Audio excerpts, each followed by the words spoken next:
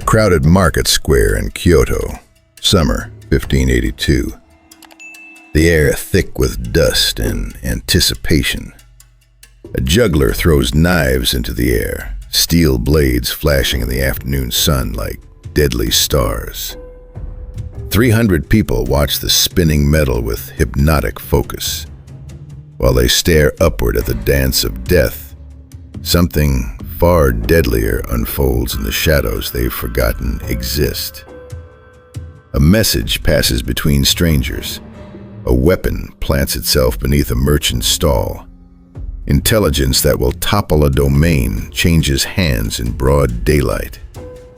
The crowd cheers.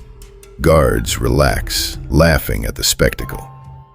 No one notices the assassination being orchestrated right in front of them, hidden by the very wonder designed to entertain. This is Hokashi in Natori Masazumi's deadly taxonomy, the street performer who doesn't hide from attention but weaponizes it, turning spectacle into strategic advantage. Today we decode the most paradoxical mask in ninja history, because while other operatives sought invisibility through darkness, Hokashi achieved it through blinding light.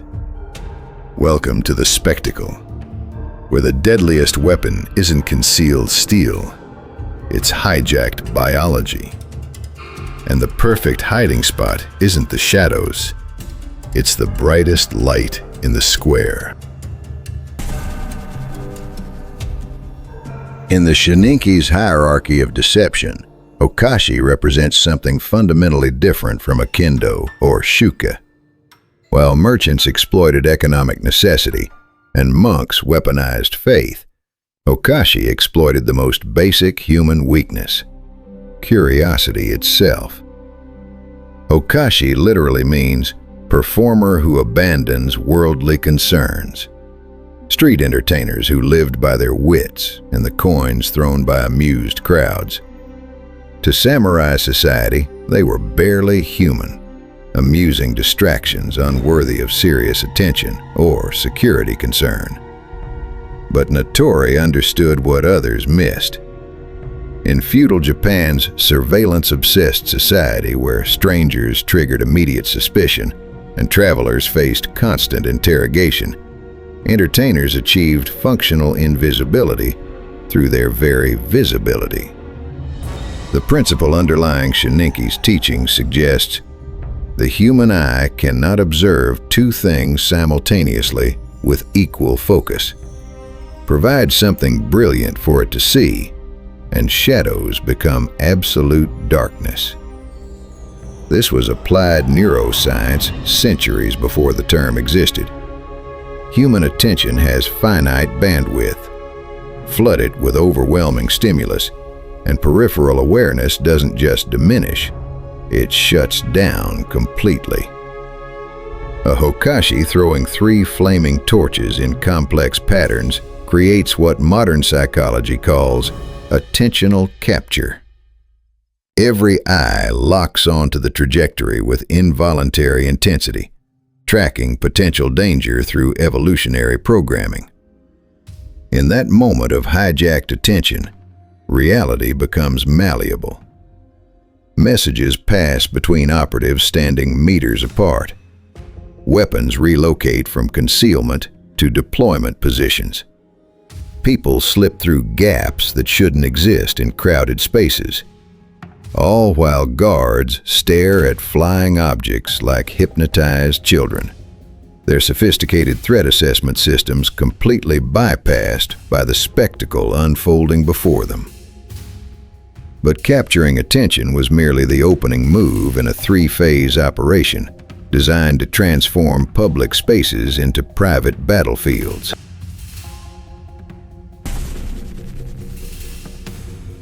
Every Hokashi mission followed the same deadly rhythm, refined through generations of practice into a system as disciplined as any military campaign. Set up, capture, execute. Location selection required strategic calculation, not opportunistic busking. Ideal performance sites shared specific tactical characteristics that served operational objectives. Choke points, where foot traffic naturally slowed and clustered. Temple gates during religious festivals, when crowds were largest and most distracted. Bridge approaches, where people congregated while waiting to cross, creating dense human concentrations. The Hokashi begins with calculated modesty, simple tricks that snare children's attention first. A coin appearing behind a small ear. A ball that vanishes into thin air. A deliberately clumsy stumble that transforms into an impossible flip. Children are the key to the entire operation. They tug parents closer with excited demands.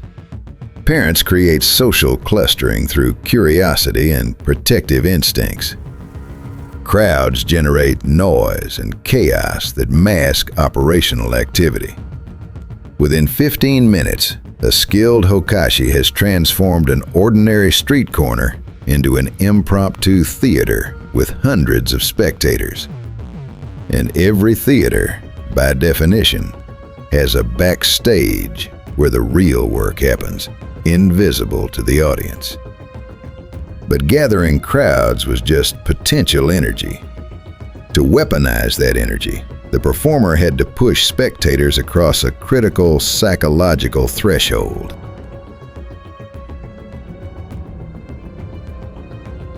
Now the psychological assault begins in earnest. The Hokashi escalates deliberately. Juggling accelerates. Objects fly higher with narrower safety margins. Tricks become visibly more dangerous. The crowd's response is predictable and involuntary. Polite interest becomes genuine concern.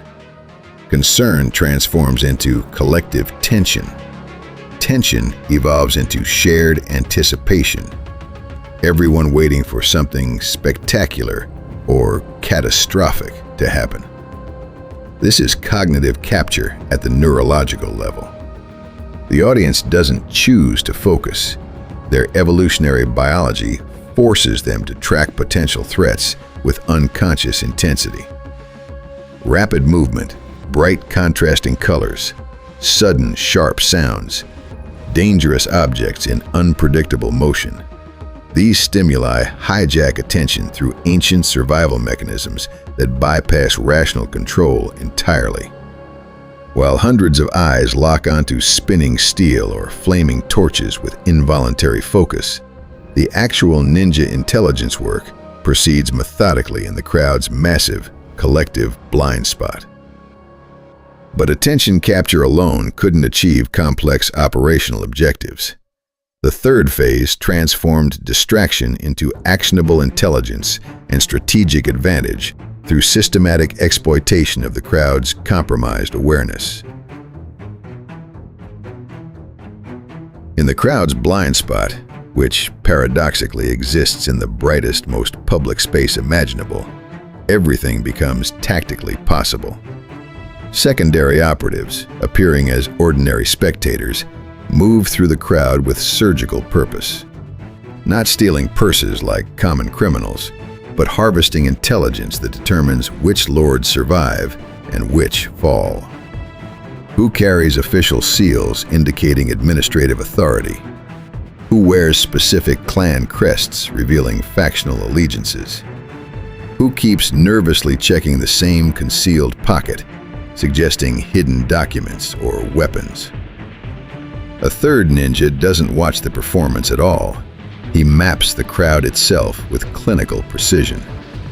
Who commands visible respect from others? Who shows fear responses to certain conversational topics? Who displays body language patterns suggesting potential collaboration or vulnerability to pressure? The performance provides operational cover, while intelligence gathering proceeds with methodical efficiency. The crowd believes they're being entertained, while actually being systematically analyzed for strategic exploitation. But sometimes Hokashi missions transcended mere information gathering. Sometimes they required elimination or strategic disruption. And that demanded an entirely different category of tools, hidden within seemingly innocent entertainment props. When a samurai walks through town carrying 2 swords, everyone immediately recognizes the threat and adjusts behavior accordingly. When a Hokashi carries a colorful box of performance props, no one suspects death walks among the juggling balls. Every prop embodied the ninja principle of kyojitsu, the deliberate confusion between truth and falsehood, between apparent harmless function and hidden lethal capability. Wooden juggling balls. To the audience, innocent spheres demonstrating the performer's skill and coordination. To the Hokashi, hollow containers that could be packed with flash powder and iron fragments.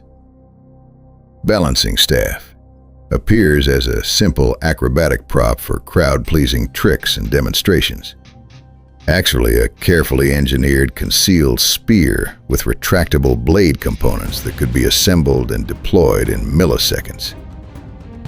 Performance ropes, used for magic tricks involving knots and escapes that amazed medieval audiences, simultaneously functioned as garrots for silent assassination, climbing equipment for scaling walls, and restraints for prisoner control. The transformation from entertainment prop to lethal weapon happened faster than human perception could track. The eye saw continuous performance, while reality shifted from art to warfare without conscious recognition. But mechanical weapons had range limitations and required physical proximity to targets. For area effect operations that could control entire crowds or disable multiple guards simultaneously, Hokashi turned to chemistry disguised as magical spectacle. Fire-eating and flame manipulation weren't merely showmanship designed to amaze peasant audiences. They were practical demonstrations of chemical weapons capabilities that appeared as supernatural sorcery to medieval observers. Flash powder formulations, smoke bomb compounds, chemical reactions that seemed to violate natural law, all tested publicly under the guise of entertainment, calibrating effectiveness in current weather conditions. A measured pinch of metallic powder thrown into open flame created blinding flares that destroyed night vision adaptation. Spirit magic to superstitious guards, tactical advantage to trained operatives who knew exactly when and how the effect would manifest. But the most insidious chemistry wasn't in the visible tricks that crowds applauded. It was invisible, odorless, and inhaled voluntarily by every spectator who thought they were simply enjoying atmospheric enhancement. Historical ninja manuals reference the use of various smoke compounds and botanical agents for tactical purposes, though specific formulations remain deliberately obscured in surviving texts. The Shoninki suggests that skilled operatives understood how certain natural substances could affect crowd behavior, though exact methods were closely guarded secrets, never fully documented. Predictable symptoms manifested within minutes: mild disorientation, reduced reaction time, impaired judgment, decreased suspicion of unusual activities, perfect conditions for extraction operations or targeted elimination, while maintaining complete operational security. In modern terms, Natori's philosophy might be expressed as what the multitude perceives as entertaining spectacle may be the final preparation before their exploitation or destruction. Guards watching fire-breathing performances never suspected they were inhaling carefully calibrated doses of incapacitating agents, until their coordination failed and their vision blurred. By then, operational objectives had been achieved, and the Hokashi had dissolved back into the crowd. But individual weapons and chemical effects, however sophisticated, couldn't match the tactical potential of weaponizing the crowd itself. That required understanding human psychology at the group level. If seeing how ninja transformed street entertainment into psychological warfare is changing how you view harmless distractions around you, hit like and subscribe. And if you want deeper study of real historical texts behind these techniques, check the ninja books in our description and comments. Worth every page. Most ninja treated crowds as obstacles to navigate around, or environmental hazards to avoid. Hokashi understood something far more sophisticated. People aren't just background terrain. They're tools, shields, weapons, and tactical assets that think and react. A lone ninja in open space is tactically vulnerable, visible, trackable, easy to isolate and eliminate through conventional security responses. A ninja surrounded by 50 enthusiastically cheering peasants becomes functionally untouchable by normal security forces operating under feudal social constraints. Guards cannot attack without physically pushing through innocent civilians, creating immediate crowd resistance and potential riot conditions. Any violence against spectators transforms a controlled entertainment situation into chaotic, popular uprising. The performer becomes protected by his own audience, human armor that thinks, reacts, and will instinctively defend their source of entertainment against perceived threats from authority figures. Strategic performance placement near target buildings serves multiple tactical purposes beyond simple attention diversion. Gathering crowds block streets and disrupt normal traffic patterns. Supply wagons cannot proceed.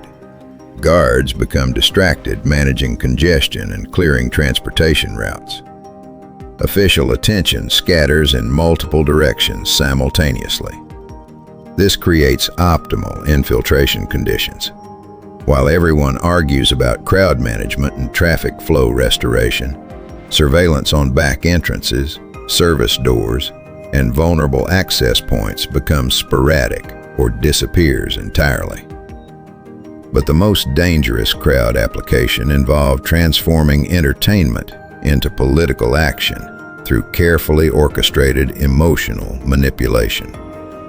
Advanced Hokashi operations used provocative storytelling, satirical content, and performance themes to systematically incite crowd anger against local authority figures or specific strategic targets. The transformation proceeded gradually. Entertainment became political commentary, commentary became protest, protest became riot, with the crowd never recognizing they were being systematically manipulated toward violence, serving ninja strategic objectives.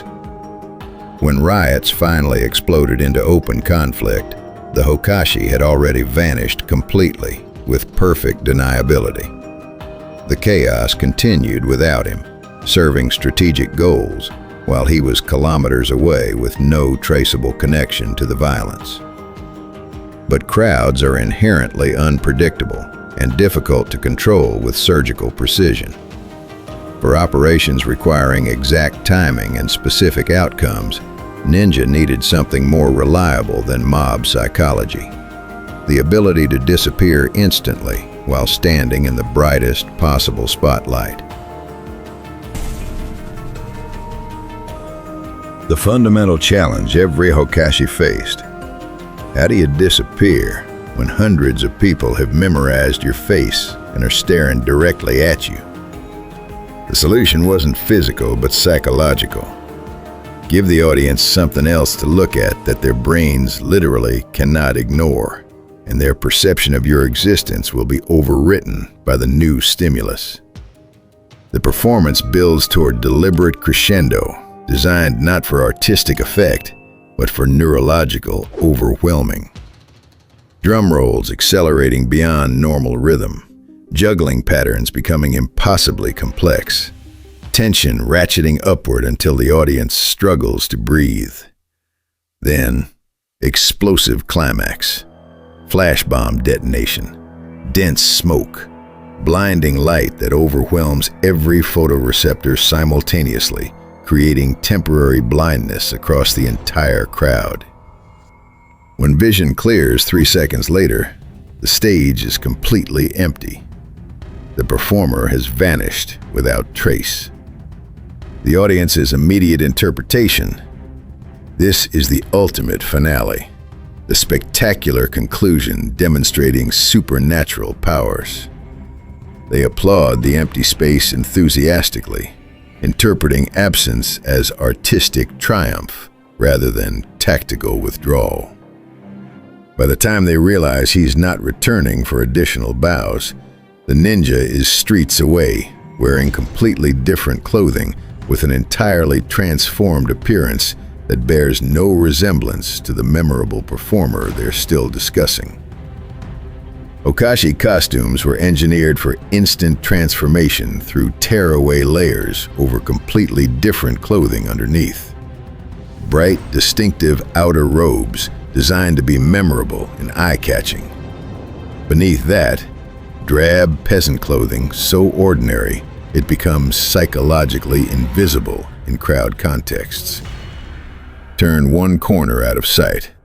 Single motion tears away the colorful costume. Props disappear into pre-positioned hiding spots. Transform from high visibility target to invisible nobody in under 10 seconds. This wasn't traditional escape. It was identity erasure.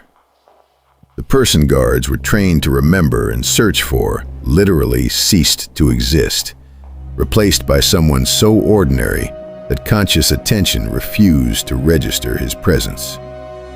But even the most sophisticated performance techniques faced countermeasures from security forces who understood these methods, which reveals the defensive applications that demonstrate how deeply ninja psychology had penetrated feudal intelligence awareness. The Shoninki taught defensive applications with equal thoroughness, systematic methods for identifying ninja, using entertainer disguises before operations could achieve their objectives. Genuine street performers cannot fake the physical evidence of years spent practicing dangerous skills for survival. Real jugglers show specific callus patterns from handling different prop types, rope burns on palms from practicing with rough materials, finger deformation from repetitive, precise movements, muscle development in forearms and shoulders from constant practice. Acrobats and fire performers carry the map of their training in scars from practice accidents, burns from learning flame control, joint flexibility from years of physical conditioning that cannot be replicated through brief preparation. Counterintelligence specialists could identify a profession through careful physical examination, looking for inconsistencies between claimed expertise and actual bodily evidence of long-term skill development. Authentic street performers live in constant economic desperation. They hustle continuously for every coin, perform multiple times daily, and show visible anxiety about audience size and donation amounts because their survival depends entirely on crowd generosity. Ninja spies often forget to maintain this economic hunger convincingly because their focus remains on intelligence objectives, watching guard patterns, observing target movements, positioning for information gathering rather than coin collection. That subtle shift in priority from economic survival to intelligence gathering creates behavioral tells that trained observers can detect and exploit to expose false identities. Perform the traditional fire wheel dance immediately. Real entertainers know classical repertoires instantly and begin without hesitation. Spies hesitate, attempt deflection, or provide generic approximations that expose inadequate training.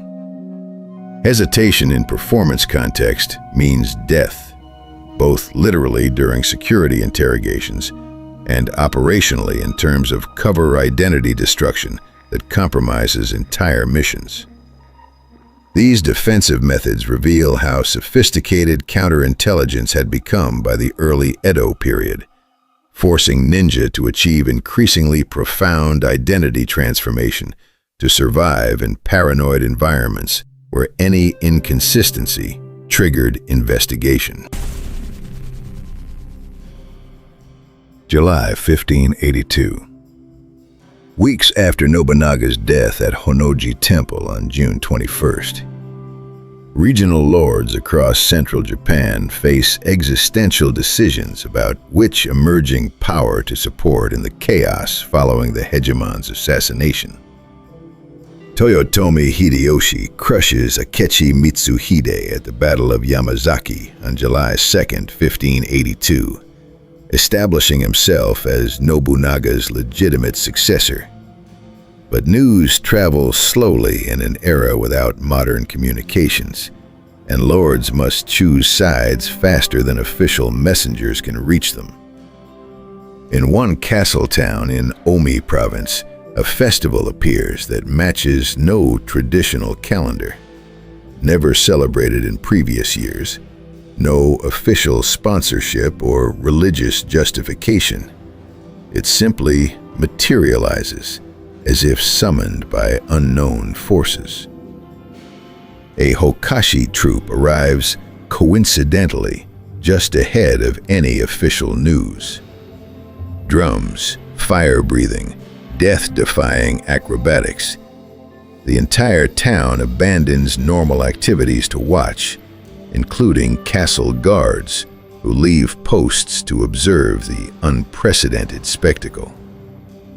At the performance's climactic moment, when attention is most completely captured, a trusted retainer of the local lord disappears quietly for approximately 3 hours, then returns with urgent intelligence that reshapes everything.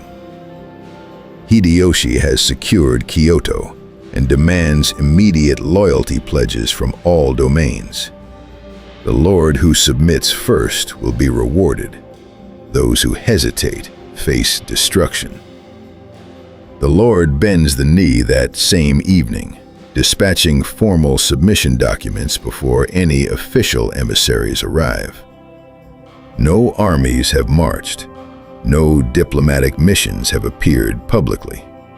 Just one retainer's urgent news that arrived during a street festival. The pattern suggests sophisticated intelligence operations disguised as entertainment, though specific ninja involvement requires interpretation of documented political shifts and timing rather than direct historical confirmation.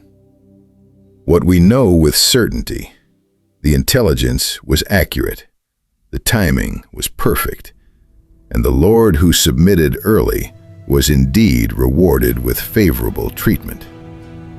The festival vanished as mysteriously as it had appeared, leaving no official record of who sponsored or organized it. But intelligence gathering was only one application of crowd manipulation.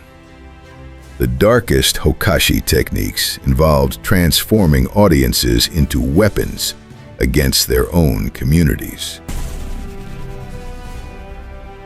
The Shoninki hints at applications that transform entertainment into political action through systematic emotional manipulation of large groups.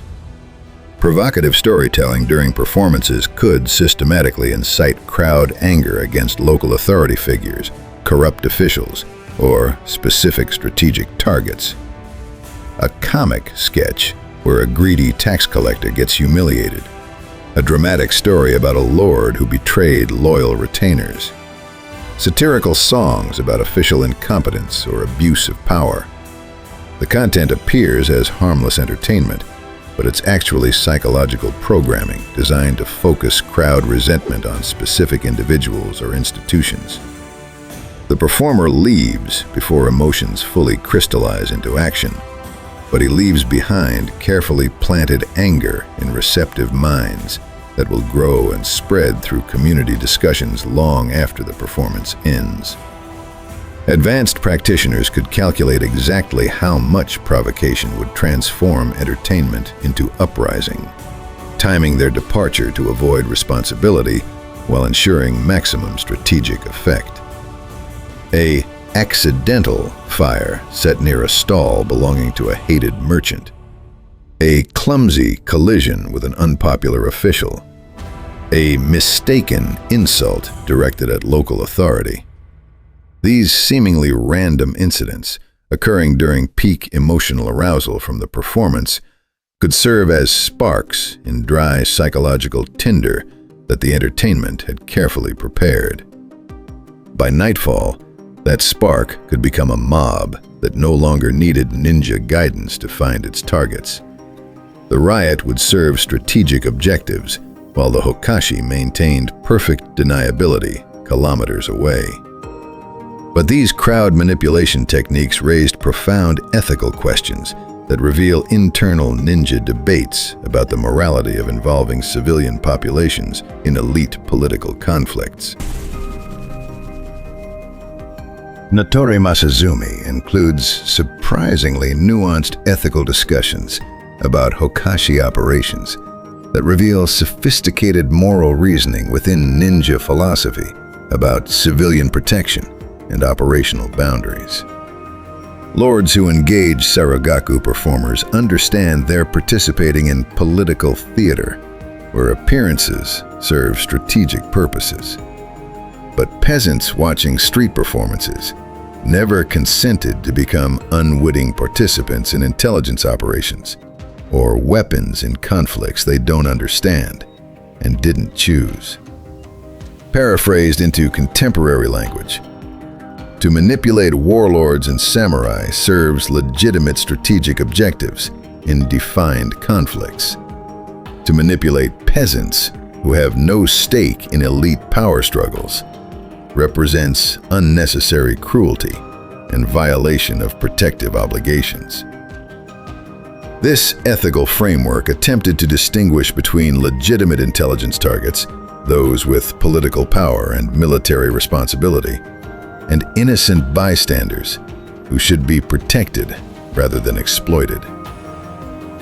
Hokashi-engineered riots could serve clear strategic objectives, creating diversions for other operations, eliminating specific targets through mob action, or destabilizing enemy domains through internal conflict.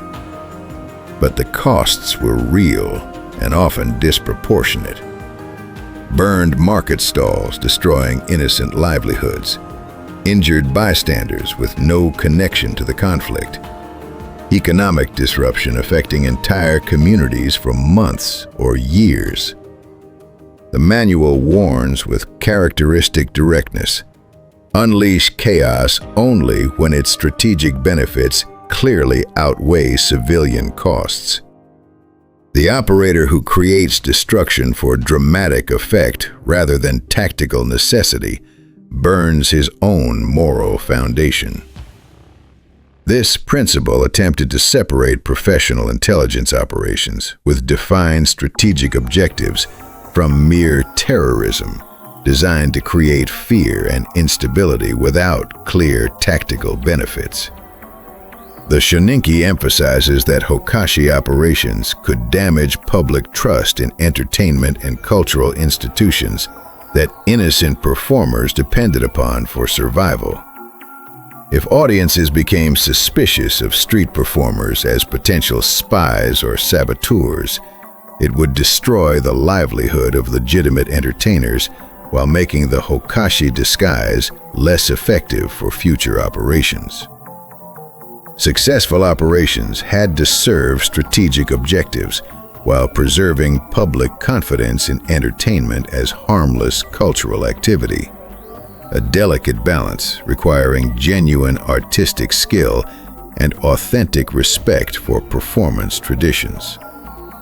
The ideal Hokashi gathered critical intelligence while actually enhancing rather than damaging the cultural reputation of street performance in society, ensuring the disguise remained viable for future generations. The crowd disperses into the evening. Coins are counted and pocketed. The market square returns to its normal rhythm of commerce and conversation. But intelligence gathered during those minutes of captured attention is already flowing toward enemy headquarters through channels that will never be traced back to a street performance. Guard rotation patterns have been analyzed with military precision. Crowd psychology has been mapped for future exploitation. Hokashi operations prove the same fundamental pattern visible in Akindo merchant networks and Shuke religious infiltration. The most effective ninja work happens not in darkness where people expect threats, but in the brightest public spaces where everyone is looking, but not actually seeing what matters. The Shoninki's lesson resonates across centuries. When spectacle is loudest and most captivating, the wise observer watches the quiet spaces around it. That's where reality changes while attention is focused elsewhere. But Hokashi needed crowds, needed noise, needed hundreds of eyes watching the wrong thing. Next time, the opposite extreme. One man, one road, woven basket erasing his face entirely. No performance required. Komuso, the wandering monks whose faces were forbidden to see, who passed through checkpoints not because they entertained, but because no samurai wanted to be the man who unmasked a holy messenger. Until then, remember the Hokashi's ultimate lesson. When you're completely absorbed in entertainment, ask yourself, who else might be watching while you're not watching them? The answer might determine whether you survive the show.